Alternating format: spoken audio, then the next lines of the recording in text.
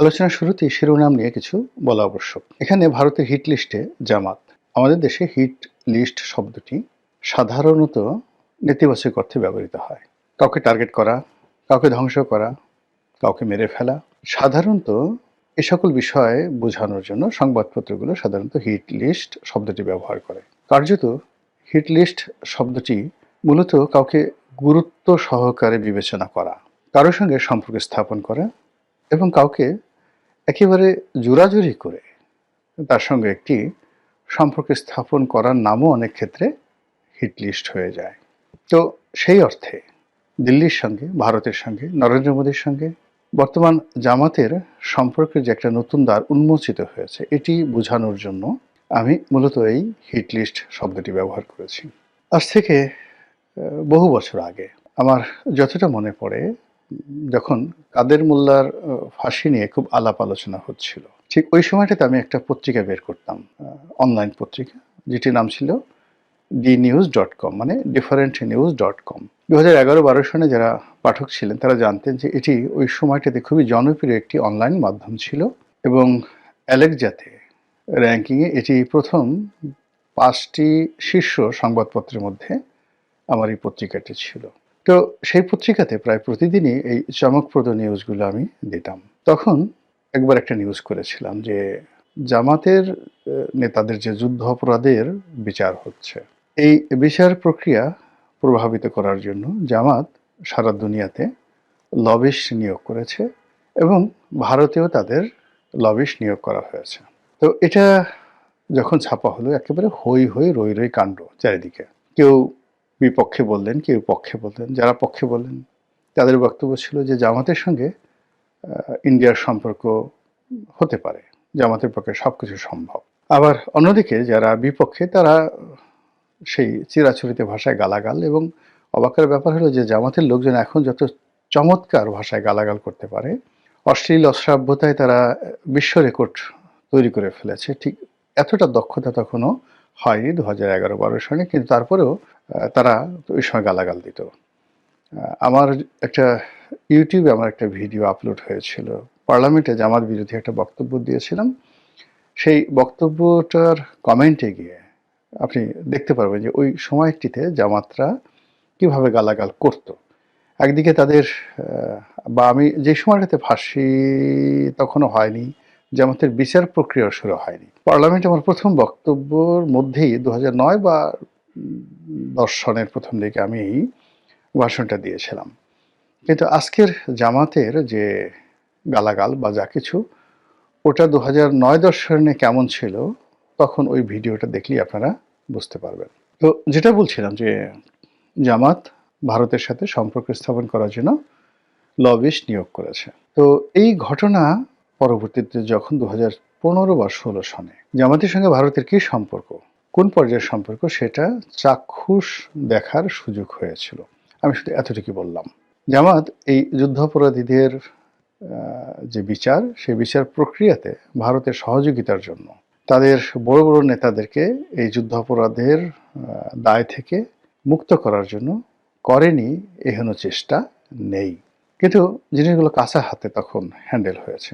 আমেরিকাতে যারা বিনিয়োগ করেছে বা ভারতে যে সমস্ত কর্তাদের সাথে জামাতের যে সকল স্তরের নেতারা দেখা সাক্ষাৎ করেছে, সেখানে পারস্পরিক যে হ্যান্ডেলিংটা ভালো মতো হয়নি। আমি এরকম একটা দুটো ঘটনা জানি যেখানে ভালো মতো হ্যান্ডেলিং হলে পরিস্থিতি ভিন্নতর হতে পারত।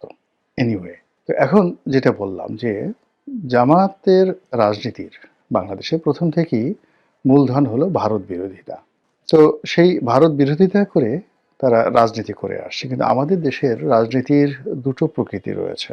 আপনি যদি রাজপথে লড়াই করতে চান, সংগ্রাম করতে চান, আন্দোলন করতে চান, তাহলে জনপ্রিয়তা পাওয়ার জন্য ভারত বিরোধী বক্তব্য একেবারে মুড়ি মুরকির মতো আপনি খাওয়াতে পারবেন লোকজনকে। তারপর আমেরিকার বিরুদ্ধে আপনি বক্তব্য দিয়ে, সাম্রাজ্যবাদী বিরুদ্ধে বক্তব্য দিয়ে আপনি মাঠ গরম করতে পারবেন। কিন্তু যেই মুহূর্তে আপনি ক্ষমতায় যাবেন, বা আপনি যদি সত্যিকার অর্থে ক্ষমতায় যেতে চান, যে কোনো মূল্যে আপনাকে ভারতের সঙ্গে এবং আমেরিকার সঙ্গে সম্পর্ক রক্ষা করতে হবে। 50-এর দশক থেকে, মানে দ্বিতীয় বিশ্বযুদ্ধের পরে যখন লিগ অফ নেশন বন্ধ হয়ে আবার জাতিসংঘ প্রতিষ্ঠিত হলো, তখন থেকেই পাকিস্তানের জন্য এবং পূর্ববঙ্গের জন্য আমেরিকা অপরিহার্য হয়ে পড়ল।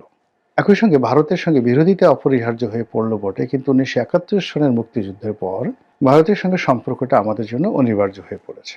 বঙ্গবন্ধুর মৃত্যু, ভারতের সাথে সম্পর্ক স্থাপন করতে না পারার ব্যর্থতা, 1996 থেকে 2001 সনে শেখ হাসিনার ট্রিমেন্ডাস কর্মকাণ্ড, ভালো অসাধারণ ভালো কর্মকাণ্ডের পরেও তিনি ভারতের অসহযোগিতায় ক্ষমতা আসতে পারেননি, এটা তিনি পার্লামেন্টে দাঁড়িয়ে বলেছেন। তারপর সেন্ট মার্টিন আমেরিকা চাচ্ছে বাংলাদেশের কাছে, এটা বাংলাদেশ দিতে পারেনি বা শেখ হাসিনা দিতে পারেনি, এজন্য তাকে চলে যেতে হয়েছে বা চলে যেতে হবে। এবং তিনি সেটা ডিক্লেয়ার করেছিলেন যে আমি বঙ্গবন্ধুর কন্যা, আমার ক্ষমতা দরকার নেই, কিন্তু আমি দেশ বিক্রি করে ক্ষমতায় আসতেও পারবো না, থাকতেও পারবো না, যেতেও পারবো না, যা হয় হবে। তো এখন এই যে গত 10 মাসের যে বাস্তবতা, তার আগে আরো 7 মাসের বাস্তবতা, অর্থাৎ আগস্ট মাস থেকে আজ অবধি প্রায় 17 মাস হয়ে গেল। এই 17 মাসের যে রাজনীতি, এখানে আওয়ামী লীগ খুব ভালো করে বুঝে গেছে যে তাদের কি ভুলগুলো হয়েছিল। বিএনপি ঘুরে দাঁড়ানোর চেষ্টা করছে, জামাত ঘুরে দাঁড়ানোর চেষ্টা করছে, আর বর্তমান সরকার তারা হাড়ে হাড়ে অনুভব করছে যে ব্যর্থতাটা কোন পর্যায়ে পৌঁছে গেছে এবং এখান থেকে আসলে ঘুরে দাঁড়ানো সম্ভব কিনা সেটা নিয়েও তারা গবেষণা করছে। তো সেই অবস্থাতে রাজনৈতিক দলগুলোর একটা ভিন্ন ভিন্ন কৌশল থাকে। জামাতও সেই কৌশল অবলম্বন করছে। তাদের সঙ্গে পাকিস্তানের ঐতিহাসিক সম্পর্ক, তুরস্কের সঙ্গে কৌশলগত সম্পর্ক, সৌদি আরবের সঙ্গে কৌশলগত সম্পর্ক, এই সম্পর্কটি হয়তো অর্থনৈতিকভাবে কিংবা তাদের যে নীতিগত যে সকল সিদ্ধান্ত রয়েছে বা তাদের যাকে বলা হয় অ্যামিউজমেন্ট, সেই পলিটিক্যাল অ্যামিউজমেন্ট, রাজনীতির যে বিনোদন, সেই বিনোদনের জন্য এ সকল রাষ্ট্রের সাথে সম্পর্ক হয়তো কাজে লাগবে। আপনি একটা ভ্রমণে গেলেন, রাজকীয় মেহমান রূপে মক্কা মদিনাতে সফর করলেন, তুরস্কের সরকারি ভিসাতে গেলেন, 15 দিন সেখানে একটা প্লেজার ট্রিপ করে আসলেন, এটাকে বলা হয় পলিটিক্যাল অ্যামিউজমেন্ট। চায়না এই কাজগুলো করে খুব বেশি। বিভিন্ন দেশ থেকে তাদের পছন্দের মানুষদেরকে চীন দেশে নিয়ে ভীষণ রকমভাবে তারা আদর করেন, আপ্যায়ন করেন। আমি চীনের রাষ্ট্রীয় অতিথি হিসেবে একবার সেখানে গিয়েছিলাম, আমি এই জিনিসগুলো দেখেছি। কিন্তু ভারতের সঙ্গে যে বাংলাদেশের পলিটিক্যাল পার্টিগুলো, রাজনীতির যে সম্পর্কগুলো, এগুলো আসলে বিকল্প নেই। এই সম্পর্কগুলো করতেই হবে আপনাকে যদি আপনি ক্ষমতায় যেতে চান এবং ক্ষমতায় থাকতে চান। স্বাধীনতার পর থেকে বাংলাদেশের অনেকের সঙ্গে ভারত সম্পর্ক করার চেষ্টা করেছে, কিন্তু কার্যত যেটা বাস্তবতা ভারতের জন্য নির্মম অভিজ্ঞতা, সেটা হলো একমাত্র জাতীয় পার্টি ছাড়া ভারতের সঙ্গে কেউ বিশ্বস্ত আচরণ করেনি। জাতীয় পার্টি এরশাদ সাহেব প্রথম দিন থেকে একেবারে মৃত্যু পর্যন্ত, আবার এরশাদ সাহেবের পর তার যে ভাই, যিনি এখন জিএম কাদের আছেন, জাতীয় পার্টির প্রেসিডেন্ট, আর তার যে সেক্রেটারি, মানে ওনারা সবসময়ই ভারতের সঙ্গে একটি বন্ধুত্বপূর্ণ এবং বিশ্বস্ত বন্ধুত্বপূর্ণ সম্পর্ক রক্ষা করার চেষ্টা করছে। ভারতের যদি সামর্থ্য থাকতো তাহলে জাতীয় পার্টিকেই কিন্তু তারা ক্ষমতায় রাখতো। এবং দেখুন এখন ভারতের যতটুকু লিঙ্ক রয়েছে বাংলাদেশের বিভিন্ন রাষ্ট্রীয় মাধ্যমে, তারা সেই গত 17 মাসে জাতীয় পার্টিকে যেভাবে নিরাপত্তা দিচ্ছে, যেভাবে অপরিহার্য করেছে, এবং রাষ্ট্রীয় শক্তিগুলো কোনো অবস্থাতেই জাতীয় পার্টির উপর তাদের খড়গ তারা চাপাতে পারছে না। এবং জাতীয় পার্টির সব গ্রুপগুলো, অর্থাৎ যেগুলো ভেঙে গেছে, যে মূল যে শক্তিগুলো যারা আছেন, আনিসুল ইসলাম মাহমুদ, ব্যারিস্টার আনিসুল ইসলাম মাহমুদ, কাজী ফিরোজ রশিদ, মুজিবুল হক চিন্নু, শহীদুর রহমান ট্যাপা, তারপর যাকে বলা হয় রুহুল আমিন হাওলাদার, বলতে গেলে জাতীয় পার্টির যারা একেবারে সূর্য সন্তান, তারা সবাই জিএম কাদেরকে ছেড়ে গেছেন। এই অবস্থাতে মানে ভারত দুটো গ্রুপের সঙ্গে কিন্তু সম্পর্ক রক্ষা করে চলছে, এবং এই দুটো গ্রুপই তারা কেউ কিন্তু আওয়ামী লীগের মতো বাংলাদেশে মজলুম নয়, নির্যাতিত হচ্ছে না, বরং বিভিন্ন পক্ষ জাতীয় পার্টির অফিস ভাঙার চেষ্টা করেছে। তাদেরকে যে শিক্ষা দেওয়া হয়েছে, তাদের হাড্ডি গুড্ডির উপর যেভাবে থেরাপি দেওয়া হয়েছে, তারা ভুলেও আর কখনো জাতীয় পার্টির অফিস ভাঙচুর করতে যাবে না। তো এই হলো ভারতের সঙ্গে বন্ধুত্বের একটা নমুনা। সেই দিক থেকে তারা বিএনপিকে চেষ্টা করেছে, আওয়ামী লীগকে চেষ্টা করেছে, এবং এই বড় দলগুলো সবসময় মানে যখন প্রয়োজন তখন ভারতের সঙ্গে একেবারে দহরমরম সম্পর্ক স্থাপন করেছে, আর যখন প্রয়োজন নয় তখন তারা ভারতকে জাস্ট বুড়ো আঙুল দেখানোর চেষ্টা করেছে। তো সেই অতীত অভিজ্ঞতার কারণে ভারত মনে করছে যে আগামীতে যদি ইসলামী দলগুলো, তার মধ্যে বিশেষ করে জামাত ইসলামীর সঙ্গে তাদের একটা সম্পর্ক স্থাপিত হয়, এবং জামাত যেহেতু একটা রেজিমেন্টাল ফোর্স, সংগঠিত একটি রাজনৈতিক শক্তি, আর অন্যদিকে ভারতে এখন যারা রাষ্ট্র ক্ষমতায় রয়েছে বিজেপি, তারাও কিন্তু একটি রেজিমেন্টাল ফোর্স।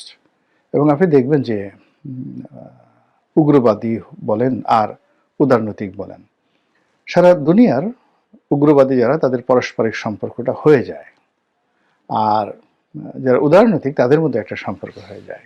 এবং এটা সব ক্ষেত্রে প্রযোজ্য। আপনি একটা নতুন শহরে গেলেন, আপনি নামাজ কালাম পড়েন, সবার আগে আপনি মসজিদে দেখা পেয়ে যাবেন, মুসল্লিদের সঙ্গে আপনার বন্ধুত্ব হয়ে যাবে। আপনি যদি নেশাখোর হন, মদখোর হন, মুহূর্তের ভিতরে আপনি শহরে ঢোকার সঙ্গে সঙ্গে আপনার মদ্যপের সঙ্গে দেখা হবে, পানশালার দেখা হবে, কোথায় কি ধরনের মাদক পাওয়া যায় আপনি খুঁজে পেয়ে যাবেন।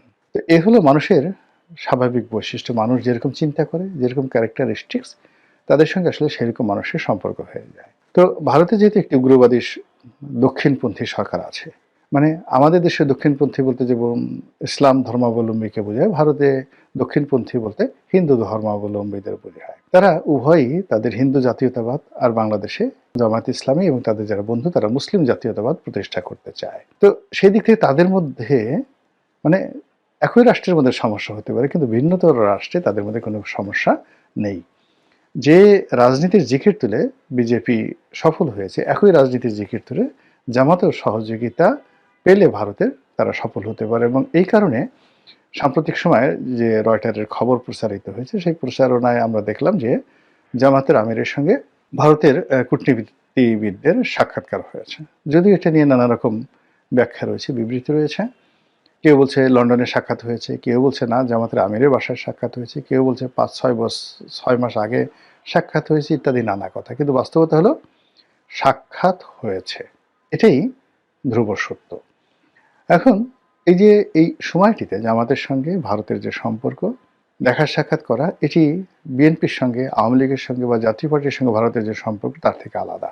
এর কারণ হলো যে জামাত মূলত এখন কার্যত দেশ চালাচ্ছে, আর জামাত যে প্ল্যান করে এগুচ্ছে সামনে, কোনো রকম সাড়া শব্দ না করে, নির্বাচনের মাঠে কোনো রকম সিন ক্রিয়েট না করে, তারা ম্যাটিকুলাসলি নির্বাচনে জয়লাভ করার যে পরিকল্পনা করে যাচ্ছে, এটা আমাদের বাংলাদেশের আমরা যারা আমজনতা আছি, হাজার আমরা আছি, আমরা হয়তো অনেকে অনুমান করতে পারছি না, কিন্তু আমেরিকা কিন্তু ঠিকই বুঝতে পেরেছে।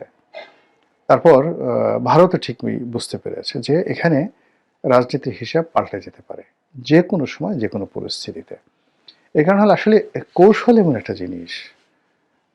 তারপরে আসমানি ধরেন সাহায্য তো অবশ্যই আছে। যারা ধর্মকর্মে বিশ্বাস করেন তারা মনে করেন যে আল্লাহর সহযোগিতা না থাকলে রাষ্ট্র ক্ষমতা আসা যায় না। যুদ্ধে জয়লাভ করা সংখ্যার উপর নির্ভর করে না। মাত্র ৩০০ জন লোক নিয়ে ১০,০০০ লোকের বিরুদ্ধে যুদ্ধ করা গেছে এবং ৩০০ জন লোক জয়ী হয়েছে। আর ইসলাম ধর্মের ইতিহাসে ৩১৩ জন ভার্সেস ১,০০০ বদরের যুদ্ধে। সেখানে মুসলিম বাহিনীর বিশাল বিজয়। আবার পরবর্তী সময়ে যে উহুদের যুদ্ধ হলো বা খন্দকের যুদ্ধ হলো, এই যুদ্ধগুলোতেও কিন্তু মুসলমানদের সংখ্যা ছিল খুবই নগণ্য। একইভাবে আলেকজান্ডার মাত্র ৪০,০০০ সৈন্য নিয়ে তিনি পারস্যে গিয়ে ৩ লাখ পার্সিয়ান আর্মির বিরুদ্ধে লড়াই করে তিনি জয়লাভ করেছেন। এগুলো সব ইতিহাস। এর কারণ হলো এখানে রেজিমেন্টাল ফোর্স, ট্রেনিং, সাহস, কৌশল ইত্যাদির উপর অনেক কিছু নির্ভর করে। তো জামাত যতটুকু আছে, ১ জন, ২ জন, ৩ জন, ৪ জন, আপনি যাই বলেন না কেন, যেভাবে তুচ্ছ-তাচ্ছিল্য করেন না কেন, এটা একটা রেজিমেন্টাল ফোর্স। তো সেই রেজিমেন্টাল ফোর্সের তাদের অর্থ আছে, টাকা আছে, তার সঙ্গে যদি ভারতীয় কৌশল, চাণক্য নীতি তাদের সঙ্গে যুক্ত হয়ে যায়, তাহলে আমাদের দেশে যে প্রথাগত নির্বাচনের ইঞ্জিনিয়ারিংটা রীতিমতো প্রাতিষ্ঠানিক রূপ লাভ করেছে। এবং এই সময়টাতে আমরা কেউ টের পাচ্ছি না। যেমন আমার একটা মামলা ঢাকা কোর্টে, তো এই মামলার একটা শুনানি ছিল। তো নির্বাচন আরও ১.৫ মাস আগে, কিন্তু কোর্ট কাছারির বেশিরভাগ ম্যাজিস্ট্রেট এখন নির্বাচনের দায়িত্বে কিন্তু তারা চলে গেছে। আমরা যারা অনিশ্চয়তার কথা বলছি, আমরা যারা নির্বাচনে বিএনপির বিজয়ের ব্যাপারে শতভাগ নিশ্চিত হয়ে বসে আছি, কিন্তু এখানে যে কি ইঞ্জিনিয়ারিংটা হচ্ছে, কি চাণক্য নীতি হচ্ছে, পর্দার আড়ালে কি যে খেলাধুলা হচ্ছে, এটি যারা এটা পরিচালনা করছেন তারা বলতে পারবেন। বিএনপি হয়তো শক্তিমত্তার উপরে, সংখ্যাধিক্যের উপর, জনপ্রিয়তার উপর তারা নির্ভর করছে। আর অন্যদিকে জামাত কৌশলের উপর নির্ভর করছে, প্ল্যান, পরিকল্পনার উপর নির্ভর করছে। তাদের যে দেশি এবং বিদেশি যে শক্তি রয়েছে এবং প্রশাসনের বিভিন্ন স্তরে তাদের যে সকল লোক রয়েছে, সবার সঙ্গে একটা সম্মিলিত যাকে বলা হয় প্ল্যান করে তারা এগোচ্ছে, নির্বাচন হবে অথবা হবে না। কিন্তু যাই হোক না কেন তারা যেন তাদের অস্তিত্ব বজায় রাখতে পারে সসম্মানে, মর্যাদা এবং শক্তিতে। সেই ব্যাপারে তারা যে কাজগুলো করছে এবং সেই কাজের ক্ষেত্রে দিল্লির সঙ্গে তাদের যে সম্পর্কটা, এটা স্বাভাবিক, একেবারে স্বাভাবিক। আর অন্যদিকে দিল্লিও এই পরিবর্তিত পরিস্থিতিতে তারা জামাতকে বন্ধু হিসেবে নিতে পারে। এর কারণ হলো অতীতে বঙ্গবন্ধুর জামানা, শেখ হাসিনার জামানা, বিএনপির জামানা, সব জামানাতেই কিন্তু ভারত নিদারুণভাবে অপমানিত, লাঞ্ছিত হয়েছে। ভারতের সঙ্গে যারা ক্ষমতায় বসে খুবই মিষ্টি মিষ্টি কথা বলে আর রাজপথে ভারতকে খুব গালাগাল করে। তো সেই দিক থেকে যদি এই গালাগালি ভারতকে শুনতে হয় তাহলে হোয়াই নট জামাত। তো সেই দিক থেকে হয়তো দিল্লিতে কোনো পরিকল্পনা হচ্ছে, জয়শঙ্করের দপ্তর, তারপরে অজিত দোভালের দপ্তর, এমনকি প্রধানমন্ত্রী নরেন্দ্র মোদীর দপ্তর হয়তো এই মুহূর্তে ভীষণ রকম ব্যস্ত সময় কাটাচ্ছে। আর সেই ব্যস্ত সময়ের কারণে বাংলাদেশের রাজনীতিতে সবাই খুব এই মুহূর্তে অস্থির এবং উত্তেজনা দেখালো। জামাত অনেকটা নির্ভার, নিস্তব্ধ এবং কোনো রকম প্রতিক্রিয়া দেখাতে চাচ্ছে না। ফলে ভারতের সঙ্গে জামাতের যে সম্পর্ক, এটি আগামীতে কি রসায়ন নিয়ে আসে সেটি এখন দেখার বিষয়।